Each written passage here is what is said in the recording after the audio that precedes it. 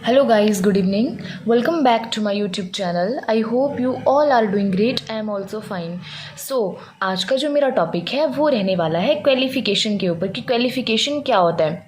ये क्वालिफिकेशन मैं कोई पढ़ाई की बात नहीं कर रही हूँ। ये जो क्वालिफिकेशन होता है ये क्वालिफिकेशन हमारे इक्विपमेंट्स का होता है, उस क्वालिफिकेशन की बात कर रही हूँ मैं। ये जो क्वालिफिकेशन होता है ये आपके इक्विपमेंट्स का होता है इन फार्मास्यूटिकल कंपनीज में। तो देखो बात करते हैं equipment used in pharmaceutical doses for manufacturing need to observe continuous qualification to monitor its performance.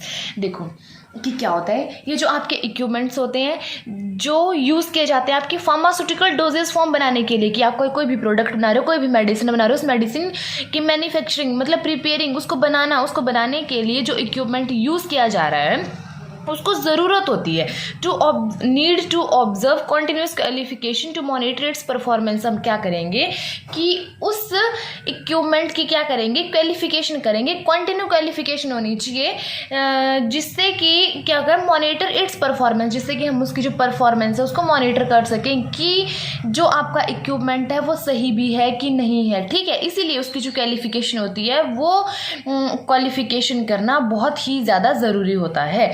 अब बात करेंगे नीड टू क्वालिफिकेशन की, आपको क्वालिफिकेशन की ज़रूरत क्यों पड़ी।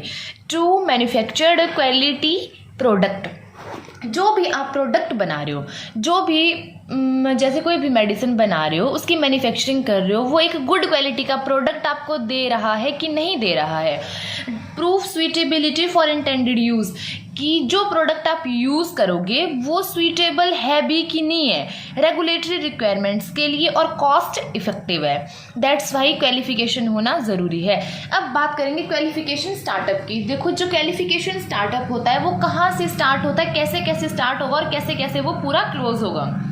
तो देखो ये जो आपका क्वालिफिकेशन स्टार्टअप है ये आपका स्टार्ट होगा URS means user requirement interface. User कौन हुआ, यूजर हुआ मैं, मेरी क्योंकि कंपनी है, तो मुझे क्या है, मुझे रिक्वायरमेंट है किसी एक पर्टिकुलर इक्विपमेंट की, तो means URS means user requirements interface नहीं, सॉरी स्पेसिफिकेशन, ये मैंने गलत लिख दिया, स्पेसिफिकेशन होगा यूजर रिक्वायरमेंट स्पेसिफिकेशन। कि क्या करेगा जो यूजर होगा, यूज़र मीन्स मैं हूँ क्योंकि मेरी कंपनी है। फॉर एग्जाम्पल मेरी कंपनी है, मुझे ज़रूरत है इक्विपमेंट की, तो मैं क्या करूँगी, यूज़र रिक्वायरमेंट स्पेसिफिकेशन एक क्या करूँगी, एक डॉक्यूमेंट बनाऊँगी, वो होगा आपका यूआरएस का, यूजर रिक्वायरमेंट, उसमें डालेंगे हम यूजर रिक्वायरमेंट। आफ्टर दैट क्या करेंगे, डीक्यू, उसके बाद उसका डिजाइन क्वालिफिकेशन करेंगे। Second is your design qualification. After that क्या करेंगे, फैक्ट्री एक्सेप्टेंस टेस्ट, उसके बाद आपके फैक्ट्री का एक्सेप्टेंस टेस्ट होगा। उसके बाद आएगा आपका सेट में क्या आएगा, साइट एक्सेप्टेंस टेस्ट, आपका जो साइट होगी, साइट ये बाद में समझाती हूँ पूरा डिटेल में।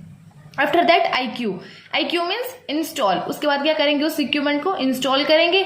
आफ्टर दैट OQ, उसके बाद ऑपरेशनल क्वालिफिकेशन, उसके बाद उसका ऑपरेशन स्टार्ट करेंगे। After that PQ means performance qualification, जिसको हम क्या बोलेंगे, जिसको हम प्रोसेस वैलिडेशन भी बोलते हैं। तो स्टार्ट कहाँ से हुआ, URS, DQ, fat, set, IQ, OQ, PQ।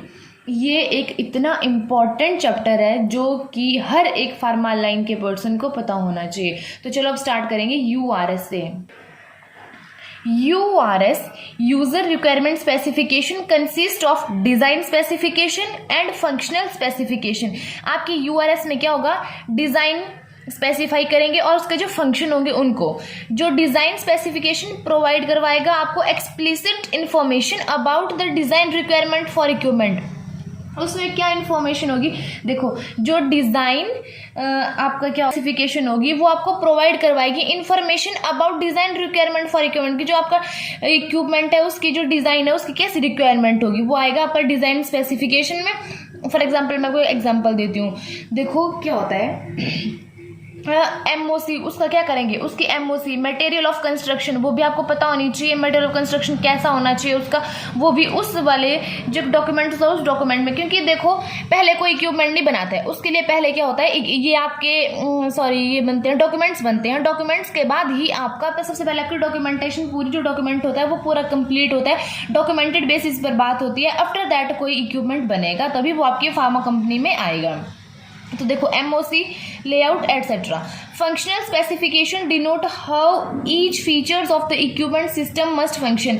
फिर उसमें फंक्शनल स्पेसिफिकेशन में क्या होगा, जो फंक्शनल स्पेसिफिकेशन होगा वो डिनोट करेगा कि उसमें जितने भी फीचर्स हैं, उस इक्विपमेंट्स के जितने भी फीचर्स हैं वो कैसे फंक्शन करेंगे, ये सारी चीज़ें आएंगी URS में। अब बात करेंगे डिज़ाइन क्वालिफिकेशन, क्योंकि सेकंड उसके बाद URS हो गया। URS हुआ यूज़र रिक्वायरमेंट स्पेसिफिकेशन। उसके बाद यूज़र ने क्या किया, रिक्वायरमेंट दी अपने किसी भी एक पर्टिकुलर इक्विपमेंट्स की।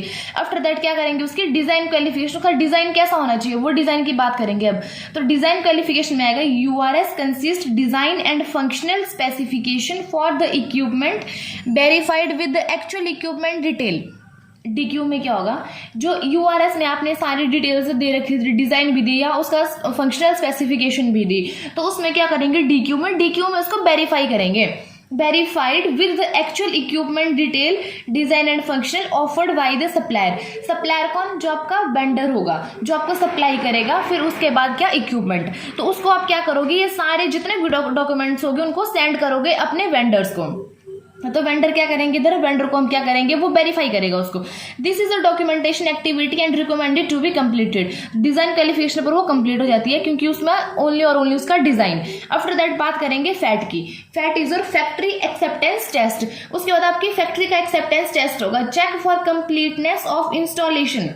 इंस्टॉलेशन के लिए इंस्टॉल, क्योंकि उसके बाद उसको इंस्टॉल भी करना है, डिजाइन आपने दे दिया, उसके बाद उसको इंस्टॉल करना है। Check for completeness of installation के लिए पूरा जो प्रोसेस है उसकी कंप्लीट, वो पूरा कंप्लीट होना चाहिए।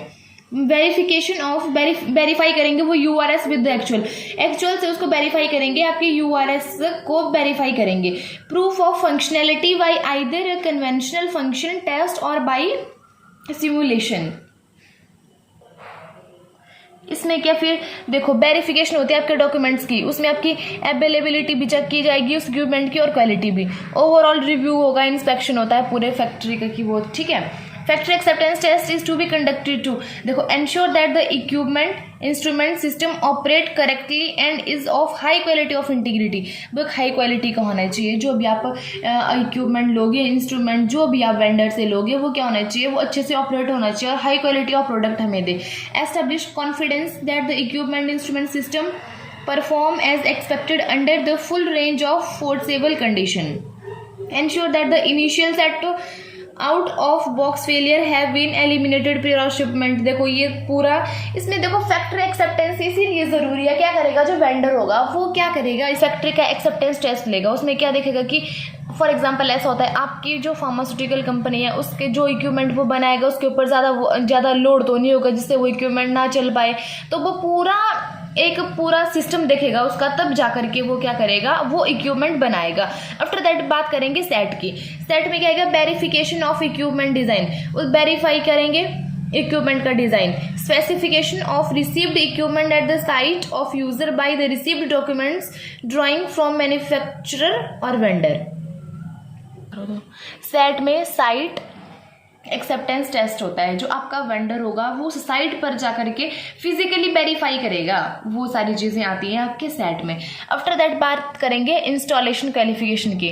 देखो आपका सेट हो गया, साइट पर आके उसने क्या किया, फिजिकली चेक भी कर लिया। आफ्टर दैट अब क्या होगा, इंस्टॉल। उसके बाद वो क्या करेगा, पूरी टर्म एंड कंडीशन उसने मान ली। आफ्टर दैट आपका इंस्टॉलेशन होगा, आपकी इंस्टॉलेशन क्वालिफिकेशन होगा, आपके जो इक्विपमेंट होगा उसका इंस्टॉलेशन होगी। आफ्टर दैट वो इंस्टॉल हो जाएगा, इंस्टॉल होगा। इंस्टॉल में भी क्या क्या चीज़ें ध्यान में रखनी होती है, presence of all components of the equipment में सारे कंपोनेंट होने चाहिए against specification description design qualification manufacturing. जितना भी आपने पहले एक डॉक्यूमेंट बनाया हुआ था जिसमें डिज़ाइन क्वालिफिकेशन URS में सारी चीज़ें दी हुई थी, DQ में दी हुई थी पूरी चीज़ें, और आपके इस फैट और सेट ये हो गया। अब फिर इंस्टॉलेशन क्वालिफिकेशन में क्या होगा, जो आपका इक्विपमेंट होगा वो इंस्टॉल हो जाएगा। इंस्टॉल हो गया, वो इंस्टॉल में क्या क्या चीज़ें देखी जाती है, इंस्टॉल में देखा जाता है कि जो आपका इक्विपमेंट है उसमें सारे कंपोनेंट्स और जो भी है वो प्रॉपरली वर्क कर रहे हैं कि नहीं कर रहे हैं। देखो इसमें design features of all critical components, dimension, make, model, MOC etcetera सारी चीज़ें देखी जाती हैं आपके इंस्टॉलेशन में। उसके बाद आएगा फिर आपका OQ में क्या किया जाएगा, OQ में आपका ऑपरेशन क्वालिफिकेशन। फिर उसके बाद उसको ऑपरेट किया जाएगा, उस स्थान पर, उस प्लेस पर ले जाएंगे, उसके बाद उसको ऑपरेट करेंगे। जब उसको ऑपरेट करेंगे तो ऑपरेशन में क्या हो रहा है, ऑपरेशनल फंक्शन चेक करेंगे कि वो प्रॉपरली फंक्शन कर भी पा रहा है कि नहीं, specific equipment, functional testing etcetera, सारी टेस्टिंग होती है उसमें। हर आपके इक्विपमेंट का एक एक पार्ट देखा जाता है उस टाइम भी कि वो प्रॉपरली वर्क कर रहा है कि नहीं कर रहा है। To ensure that the intended task will be performed when the system is adjusted and operated throughout the recommended operating range, जो ऑपरेटिंग रेंज है उसके अंदर वो काम कर भी पा रहा है कि नहीं कर पा रहा है, ये सारी ऑपरेटिंग क्वालिफिकेशन में आता है। आफ्टर दैट बात करेंगे प्रोसेस क्वालिफिकेशन के। परफॉर्मेंस क्वालिफिकेशन को हम प्रोसेस वैलिडेशन भी बोलते हैं, क्योंकि मैं वैलिडेशन का एक अलग चैप्टर बनाऊंगी, तब आपको ये सारी चीज़ें बहुत ही क्लियरली और डिटेल में समझ आ जाएगी कि वैलिडेशन क्या होता है। परफॉर्मेंस क्वालिफिकेशन में क्या चेक किया जाता है, वैसे उसमें ये देखा जाता है आपका equipments have relationship to the equipment process and formulation product. देखो परफॉर्मेंस क्वालिफिकेशन में सारी चीज़ें, परफॉर्मेंस मीन्स क्या हुआ, प्रोसेस, फिर आप प्रोसेस में घुस जाओगे, उसके बाद क्या होगा, इक्विपमेंट का डायरेक्ट यूज होगा आपके प्रोडक्ट के साथ, रिलेशन होगा उसका, तो वो सारे उस हर एक चीज़ के साथ वो कंफर्टेबल होना चाहिए। आपका HVAC सिस्टम, हर एक चीज़ उस एरिया में होगी, तो उस एरिया के अकॉर्डिंग ही वो आपका इक्विपमेंट होना चाहिए। और अब मैं आपको बताऊंगी अगले चैप्टर में वैलिडेशन के बारे में, तब आपको मैं ये परफॉर्मेंस क्वालिफिकेशन अच्छे से उसको डिटेल में डिस्क्राइब कर दूंगी। तो इसमें आपको जो मेन है वो है ये इतना सा मेन, ये जो मैंने फ्लो चार्ट में बनाया हुआ है ये सबसे मेन है, क्योंकि अगर आप कभी भी इंटरव्यू देने भी जाओगे तो आपके इंटरव्यू में भी ये पूछते हैं कि आपको क्वालिफिकेशन के बारे में आप क्या जानते हैं। तो क्वालिफिकेशन में सबसे पहले आपको ये पता होना चाहिए कि सबसे पहले आता है URS, क्या करेंगे, user requirement specification, design qualification, factory acceptance test, site acceptance test install करेंगे, ऑपरेशन होगा, आफ्टर दैट क्वालिफिकेशन होगी, तभी आपकी प्रोसेस चल पाएगी। प्रोसेस होगी, वैलिडेशन होगा, वैलिडेशन होगा तो वैलिडेशन का जो कितने बैच होते हैं, 3 बैच होते हैं, 3 बैचों का सैंपल जाता है, वो हमको, ये जो क्वालिफिकेशन और वैलिडेशन है मैं आपको इसीलिए समझा रही हूँ क्योंकि इसके बाद हम बात करेंगे अपने स्ट्रेटिफाइड सैम्पलिंग की। स्ट्रेटिफाइड सैम्पलिंग क्या होती है, उसके लिए आपको क्वालिफिकेशन और वैलिडेशन के बारे में पता होना ज़रूरी है। सो आज का टॉपिक इधर ही कंप्लीट करते हैं, मिलते हैं नेक्स्ट चैप्टर में। Thank you.